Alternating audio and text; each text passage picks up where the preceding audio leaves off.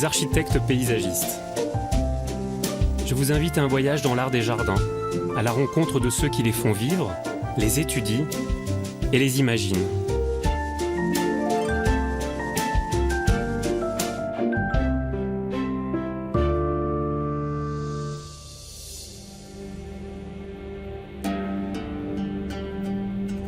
Au cœur de l'Iran, Ispahan s'étend au pied du mont Carcasse.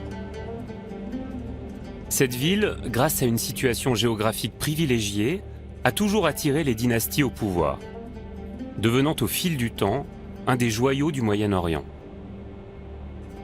Son centre a été conçu au XVIIe siècle par la dynastie des Safavides. Ils en ont fait une véritable ville-jardin, s'inspirant du modèle du jardin persan ancestral, le Shaharbagh.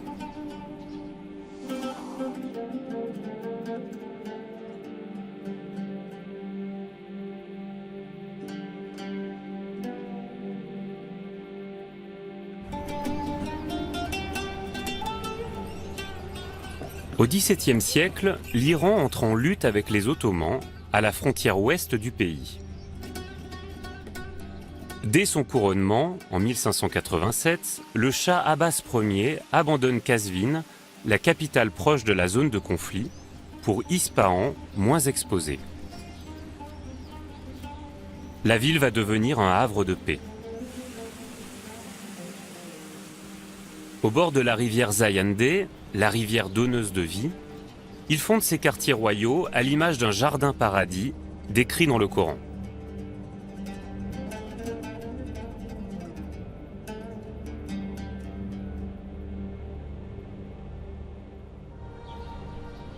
À Cheikh Sotoun, l'un des jardins de la ville, je retrouve Fatemeh Haïdari. Elle est architecte paysagiste à Téhéran.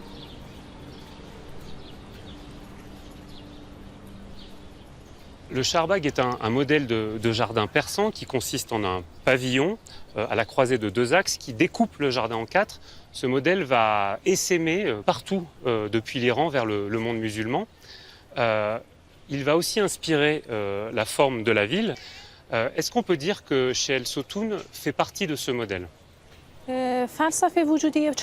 L'existence du modèle du Shaharbagh renvoie à nos croyances et à notre culture religieuse. Shaharbagh signifie 4 jardins. Le nombre 4 est un nombre sacré et le Shaharbagh est un symbole qui vient du Coran. En effet, dans le Coran, il est dit à de nombreuses reprises que dans le paradis, comme dans le jardin imaginaire, coulent 4 ruisseaux. Ces 4 ruisseaux ont donné la forme du jardin Shaharbagh qui apparaît à l'époque safavide. L'entrée du jardin est sur cet axe longitudinal et arrive sur le bassin. Nous avons donc ici un bassin qui est la représentation de l'océan cosmologique, avec l'eau comme source de vie, concept récurrent dans le Coran. Ce bassin est rempli d'une eau totalement immobile, pour servir de miroir dans lequel on peut contempler le reflet du palais. On retrouve ici la notion de reflet et d'image qui nous renvoie au jardin imaginaire.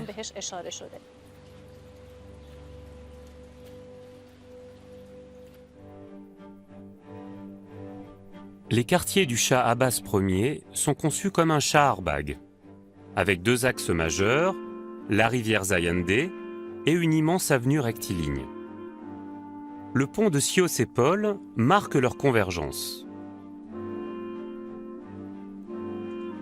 Au XVIIe siècle, on dénombrait à cet endroit plus de 30 jardins paradisiaques.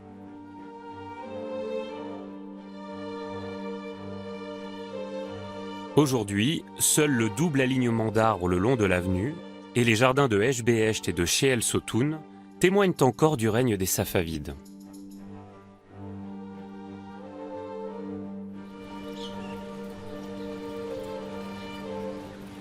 Le jardin de Cheikh Sotoun est conçu comme l'entrée du palais royal.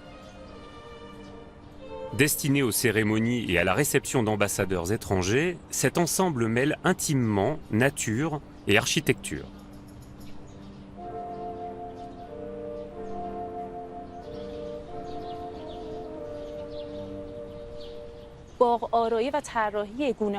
L'idée principale derrière le choix des arbres et leur arrangement, c'était, conformément à l'idée du jardin paradis, d'avoir des arbres pouvant donner de l'ombre au bord des allées principales et secondaires, et des arbres fruitiers au cœur du jardin.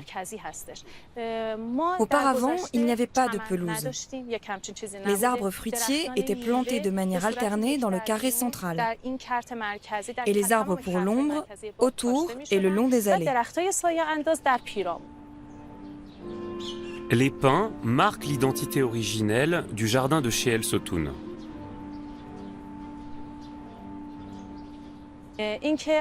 L'entrée dans l'espace du jardin est progressive. Et pas à pas, on s'imprègne de l'espace.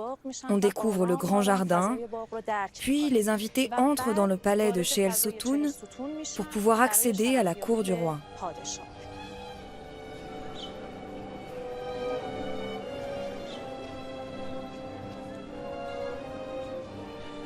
Alors ici, à nouveau, le lien entre architecture et nature est extrêmement visible. Le porche s'ouvre généreusement sur le jardin. Et puis, il y a une nouvelle donnée, c'est celle du ciel. Les colonnes nous invitent à regarder au-dessus de notre tête. Et tout autour de nous, on a une multitude d'éléments qui rappellent l'idée du ciel et des étoiles. Dans la conception du complexe de Sheel Sotoun, on voit clairement qu'il y a une continuité entre l'espace extérieur et l'intérieur du palais. Comme vous voyez, dans le jardin, nous avons tous les éléments d'un jardin réel. Les arbres, l'eau, les oiseaux. Mais dès l'instant où on met le pied sous le porche du palais, on pénètre dans un jardin imaginaire qui contient aussi tous les éléments du jardin réel qui l'entoure. Par exemple, ce sont justement ces colonnes qui soutiennent le porche et qui représentent les arbres pour l'ombre qui sont dans le jardin. Et comme le tronc de ces arbres, les colonnes sont plus épaisses à la base et deviennent plus étroites vers la cime. Quand nous entrons dans cet espace, nous voyons les glaces de l'alcôve des miroirs. Ces motifs sont des muqarnas. En reflétant une image inversée du réel, ils nous rappellent le passage du réel à l'imaginaire et que nous sommes bien dans un jardin imaginaire.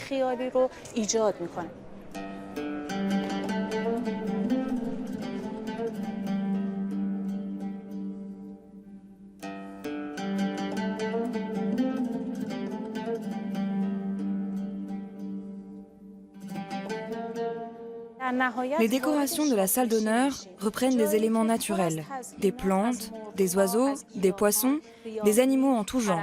Et cela évoque le jardin du paradis, qui est toujours présent à notre esprit comme un élément culturel avec lequel nous, les Iraniens, nous avons grandi.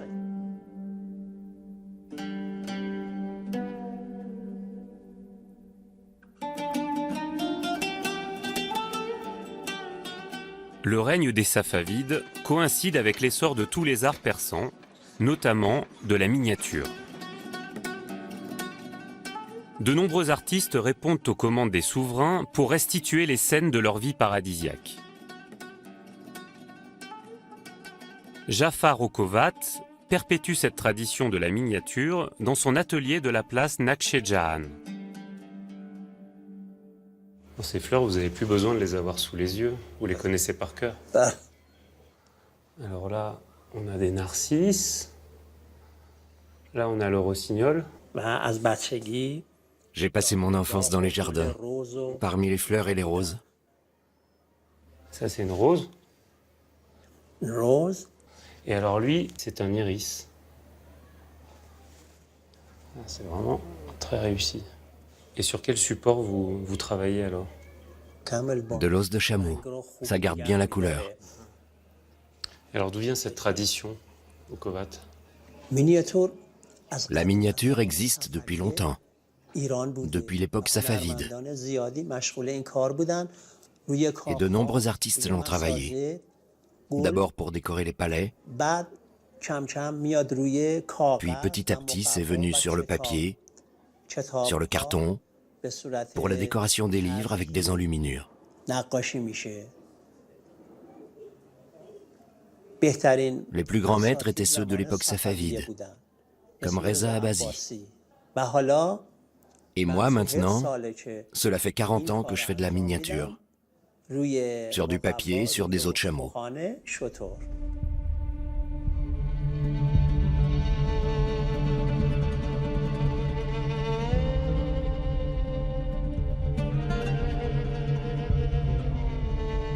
L'attachement des Safavides pour la nature et les jardins s'inscrit également dans l'architecture du pont de Chios-Épole. Sa silhouette et les détails de son architecture évoquent le jardin imaginaire.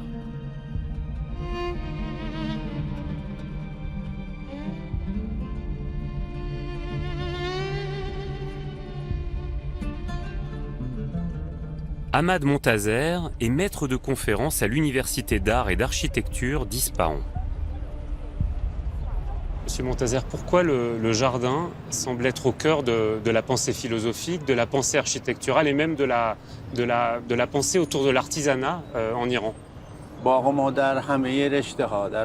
retrouve le jardin iranien dans toutes les disciplines. Dans l'architecture, dans l'urbanisme, dans la miniature, dans la peinture, dans tous les domaines, et dans la philosophie. Voyez-vous, les philosophes d'Ispahan étaient des mystiques, c'est-à-dire qu'à la différence des autres religieux, ils accordaient une plus grande part à l'art et à la science. Ces philosophes ont conçu l'idée du jardin à Ispahan comme représentation du paradis sur terre. Ils étaient très présents dans le gouvernement, très influents. Ils avaient donc le pouvoir de faire réaliser leurs idées. On est arrivé au point où la couverture végétale était plus importante que les espaces bâtis.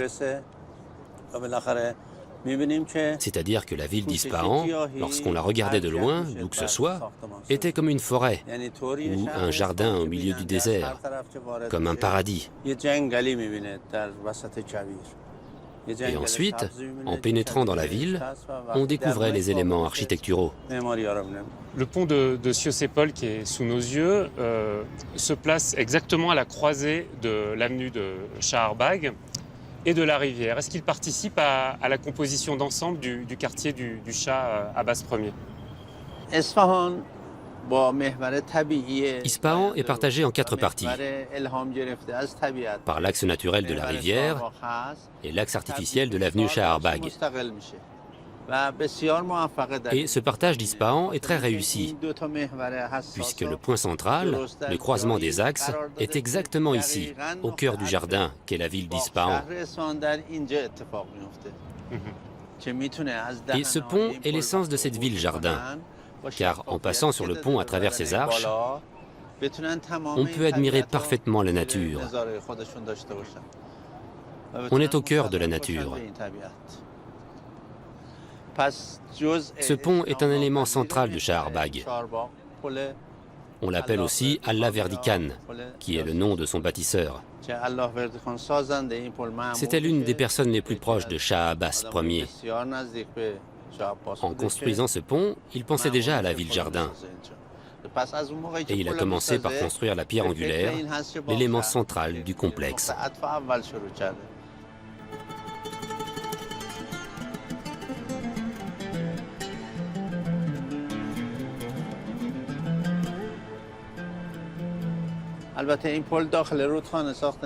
Le pont a été construit hors de la rivière. On ne l'a pas construit sur la rivière. En général, on construit un pont au point le moins large d'une rivière. Mais ici, c'est le point le plus large.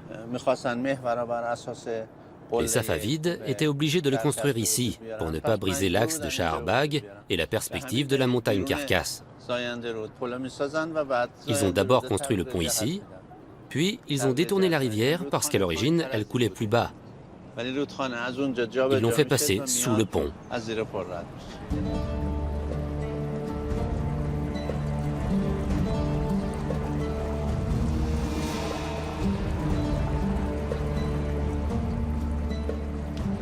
Une dizaine d'années est nécessaire pour mener à bien ce chantier colossal. Le pont, achevé en 1608, prolonge l'avenue Shaharbagh vers le sud. La rivière forme l'axe transversal de la ville, qui se dessine alors comme une réplique du plan typique du Shaharbagh.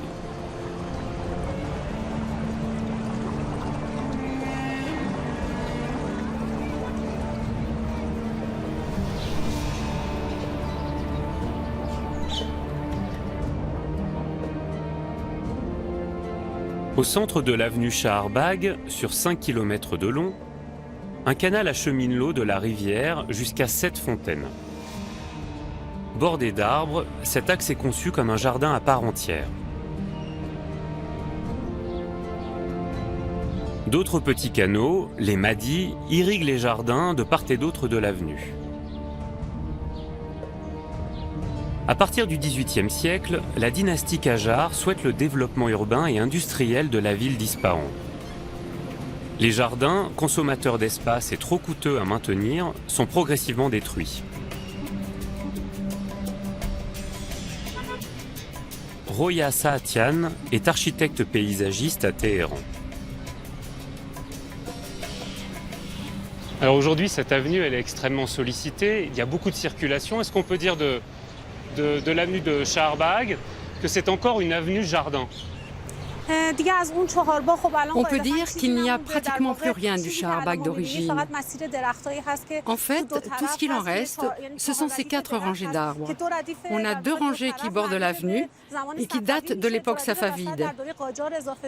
Les 2 rangées du milieu ont été ajoutées à l'époque Qadjar. Bien sûr, les arbres ne sont pas de cette époque, ils ont disparu. On peut dire que de l'avenue d'origine, il ne reste que ces rangées d'arbres.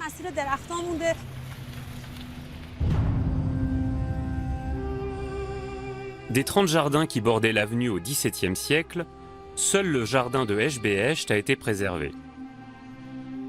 Les Safavides y ont construit une de leurs plus belles demeures, le palais des 8 paradis. Le 8 est un nombre sacré, très important pour les musulmans. Il symbolise les 8 portes du paradis décrites dans le Coran. Il a inspiré la forme octogonale du palais.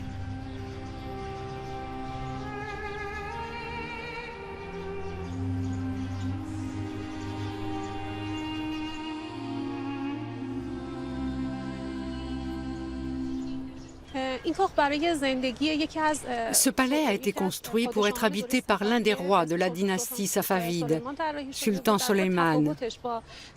À la différence de Chel Sotoun, ce palais a été construit pour que le roi y habite.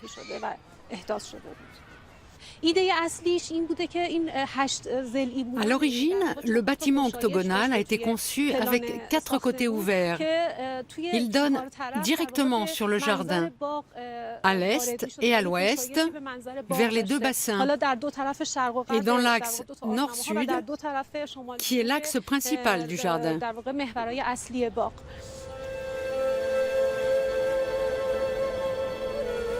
Un seul des 2 bassins de l'époque safavide a été conservé, mais l'influence du modèle du Shaharbagh est toujours visible avec un palais au croisement de 2 axes perpendiculaires.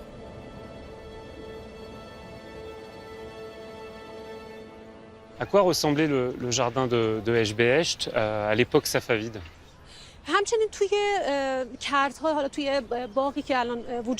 Il y a eu beaucoup de changements dans les parcs. Autrefois, tout autour de ces carrés, il y avait déjà des arbres, créant de l'ombre pour les visiteurs. Mais au centre, il y avait des arbres fruitiers. Ils étaient très variés et attiraient beaucoup d'oiseaux. C'est d'ailleurs peut-être pour cela qu'on appelait ce jardin le jardin du rossignol.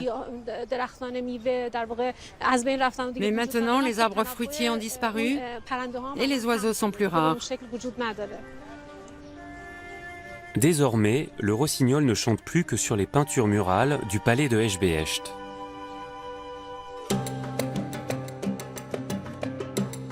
Les arbres fruitiers ont laissé place à la pelouse et le jardin royal est devenu un espace public. Les grands arbres offrent aux habitants d'Ispahan une ombre providentielle. Saïd Rizi est botaniste et maître de conférences à l'université de Shah-e-Khourd, à une centaine de kilomètres d'Ispahan. Saïd, dans les jardins en Iran, vous avez une manière de planter les arbres qui est tout à fait particulière. Pour les grands platanes, par exemple, qui sont ici, vous les séparez de parfois moins d'1 mètre. En Europe, nous, on les aurait séparés d'au moins 7 mètres. Pour quelle raison? Une caractéristique importante des jardins iraniens, c'est la proximité entre les arbres. La raison de cette proximité, c'est qu'Ispahan est situé près du désert central d'Iran et a un climat très chaud. Donc, dans le style des jardins d'Ispahan, du fait qu'en Iran le soleil frappe très fort, les arbres sont plantés près les uns des autres pour que leurs branchages se touchent et forment une ombre dense et ininterrompue, une canopée. C'est l'un des principes de base dans la création du jardin iranien. Et alors, est-ce que l'ombre et l'esthétique, l'ornementation étaient les seules fonctions de la présence de ces arbres dans les parcs et dans les avenues?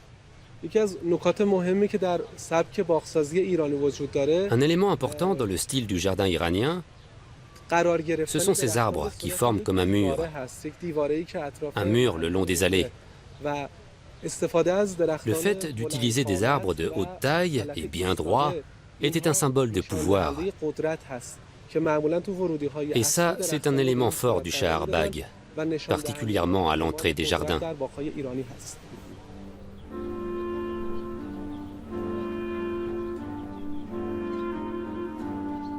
À l'époque des Safavides, les arbres qui symbolisent la puissance royale sont des espèces locales comme le peuplier, le pin, le platane ou le frêne. Il y a alors peu de contact avec les autres pays et les méthodes pour acclimater et multiplier les espèces exogènes ne sont pas maîtrisées. Plus tard, sous la dynastie Kadjar, le voyage du roi en Europe favorise l'importation de nouvelles espèces en Iran. Des arbustes, comme les églantiers ou les prunus, sont progressivement plantés.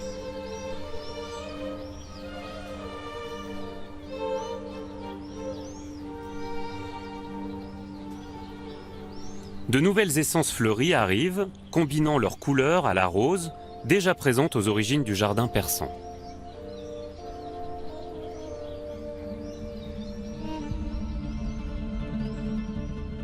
Le raffinement de l'art safavide a fait la réputation des jardins d'Ispahan. Surnommée la moitié du monde, la cité reste la capitale de l'Iran jusqu'en 1750. Son centre conserve aujourd'hui encore la couverture végétale des paradis de jadis. Armin Baramian est urbaniste à l'université d'art et d'architecture d'Ispahan. Alors ici, on le voit très bien depuis les toits, la ville est complètement noyée sous la végétation, à tel point qu'on ne fait plus le distinguo entre le jardin de Eshbehesht et l'avenue de Shahar Bagh. L'idée de base, dans la relation entre l'avenue et les jardins qui l'entourent, c'était d'avoir une grande surface couverte de végétation, d'espaces verts et d'arbres. Dans le processus de développement de la ville, le schéma de Shahar Bagh va se reproduire plusieurs fois. Nous avons maintenant des rues perpendiculaires à l'avenue Shahar Bagh, qui lui ressemblent exactement à plus petite échelle, et qui suivent le développement de la ville jusqu'à arriver à des obstacles naturels, comme les collines. Le Shah Abbas Ier voulait faire d'Ispahan la plus belle ville du monde. Est-ce que finalement cette ville a été et est un modèle unique?